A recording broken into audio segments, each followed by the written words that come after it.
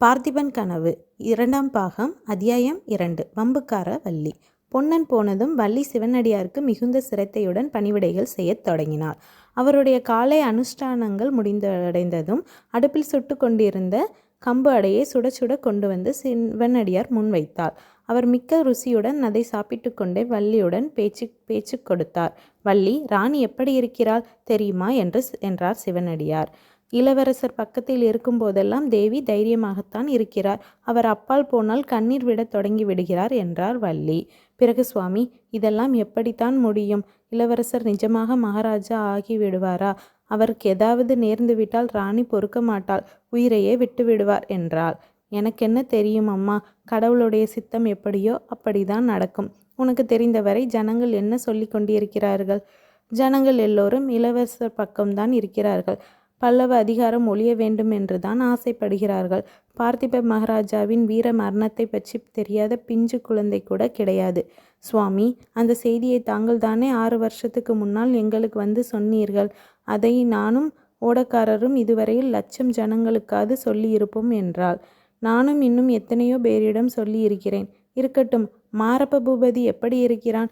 இப்போது உன் பாட்டனிடம் ஜோசியம் கேட்க அவன் வருவதுண்டா என்று கேட்டார் சிவனடியார். ஆஹா, அடிக்கடி வந்து கொண்டு தான் இருக்கிறான் என்றாள் வள்ளி. உடனே எதையோ நினைத்து கொண்டவள் போல் இடி இடி என்று சிரித்தாள். சிவனடியார், என்னத்தை கண்டு அம்மா இப்படி சிரிக்கிறாய்? என்னுடைய மூஞ்சியை பார்த்தா என்றார்.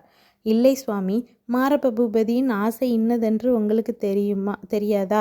காஞ்சி சக்கரவர்த்தியின் மகளை இவன் கட்டி கொள்ளப் போகிறானாம். கல்யாணத்துக்கு முகூர்த்தம் வைக்க வேண்டியதுதான் பாக்கி என்றார். சிவனடியார் முகத்தில் ஒரு வினாடி நேரம் இருண்ட மேகம் படர்ந்தது போல் தோன்றியது. உடனே அவர் புன்னகையை வருவித்து கொண்டு, ஆமாம், உனக்கென்ன அதில் அவ்வளவு சிரிப்பு என்றார் கேட்டார். சக்கரவர்த்தியின் மகள் எங்கே? இந்த பேதை மாதரப்பன் எங்கே? உலகத்தில் அப்படி ஆண் பிள்ளைகளே அற்று போய்விடவில்லையே. நரசிம்ம பல்லவரின் மகளை இந்த கோழை பயங்காளிக்கு கொடுப்பதற்கு என்றாள் வள்ளி.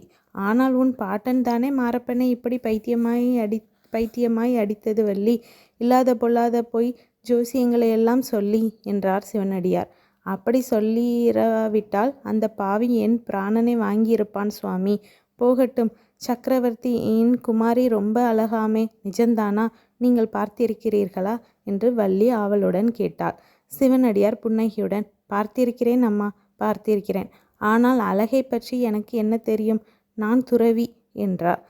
எங்கள் ராணியை விட அழகாயிருப்பாளா? சொல்லுங்கள், உங்கள் ராணி அவ்வளவு அழகா என்ன? எங்கள் ராணியா? இல்லை இல்லை, எங்கள் ராணி அழகே இல்லை, சுத்த அவலட்சணம். உங்கள் சக்கரவர்த்தி மகள்தான் ரதி. என்ன வள்ளி, இப்படி கோபித்து கொள்கிறார்? பின்ன என்ன? எங்கள் ராணியை நீங்கள் எத்தனையோ தடவை பார்த்திருந்தும் இப்படி கேட்கிறீர்களே. அருள்மொழி தேவியைப் போல் அழகானவர் இந்த 14 உலகிலும் கிடையாது. நான் தான் சொன்னேனே அம்மா, ஆண்டியாகி எனக்கு அழகு என்ன தெரியும்? அவலட்சணம்தான் என்னது தெரியும்? உங்களுக்கு தெரியாது என்றுதான் தெரிகிறதே.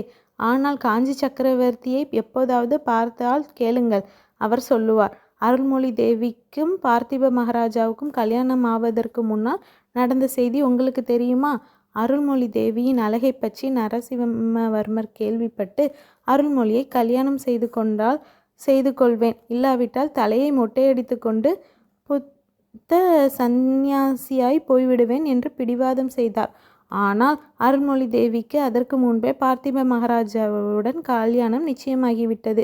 இன்னொரு புருஷனை மனதினால் கூட நினைக்க மாட்டேன் என்று கண்டிப்பாய் சொல்லி கடைசியில் மகாராஜாவையே கல்யாணம் செய்து கொண்டார். சிவனடியார் முகத்தில் மந்தகாசம் தவள, ஆமாம் அம்மா, நரசிம்மவர்மர் அப்புறம் என்ன செய்தார்? தலையை மொட்டையடித்து கொண்டு புத்த பீஷு ஆகிவிட்டாரா என்று கேட்டார். ஆண் பிள்ளைகள் சமாசாரம் கேட்க வேண்டுமா சுவாமி? அதிலும் ராஜாக்கள் சக்கரவர்த்திகள் என்றால் மனது ஒரே நிலையில் நிற்குமா? அப்புறம் அவர் பாண்டிய ராஜகுமாரியை கல்யாணம் செய்து கொண்டார். இன்னும் எத்தனையோ பேரோ, யார் கண்டது? நான் மட்டும் ராஜகுமாரியாய் பிறந்திருந்தால் எந்த ராஜாவையும் கல்யாணம் செய்து கொள்ள மாட்டேன். அரண்மனையில் 10 சக்காலத்திகளோடு இருப்பதை காட்டிலும் கூரை குடிசையில் ஒருத்தியாயிருப்பது மேலில்லையா? சிவனடியார் கலகலவென்று சிரித்தார். நீ சொல்வது நிஜந்தான் அம்மா, ஆனால் நரசிம்மவர்மன் நீ நினைப்பது போல் அவ்வளவு பொல்லாதவன் அல்ல என்றார். இருக்கட்டும் சுவாமி, அவர் நல்லவராகவே இருக்கட்டும். அவர்தான் உங்களுக்கு ரொம்ப வேண்டியவர் போலிருக்கிறதே. ஒரு காரியம் செய்யுங்களேன். சக்கரவர்த்தியின் மகளை எங்களுடைய இளவரசருக்கு கல்யாணம் செய்து வைத்து விடுங்களேன். சண்டை சச்சரவு எல்லாம் தீர்ந்து சமாதானமாகிவிடட்டுமே. நல்ல யோசனைதான் வள்ளி. ஆனால் என்னால் நடக்கக்கூடிய காரியம் அல்ல.